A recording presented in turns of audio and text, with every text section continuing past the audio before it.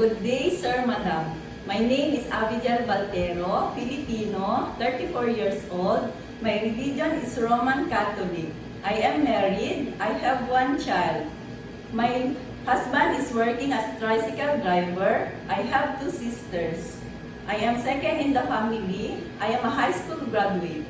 About my work experience, I work as a domestic helper in Philippines for 6 years. My duties and responsibilities are cleaning the house, washing and ironing clothes, marketing, gardening, and car washing.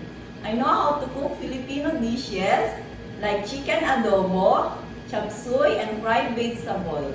I'm willing to learn how to cook Chinese dishes and how to speak basic language Mandarin. I love taking elderly by give them nutritious food on time, assist them in taking a bath every day, changing their clothes, give them vitamins prescribed by the doctor. Love them like as my parents. Sir, Madam, I am honest, trustworthy, flexible, loyal, and hardworking person. Sir, Madam, please choose me as your household worker because I need this job to support my family needs and for the future of my child. I promise I will do my duty very well and I will finish my 2 years contract with you. Sheshe.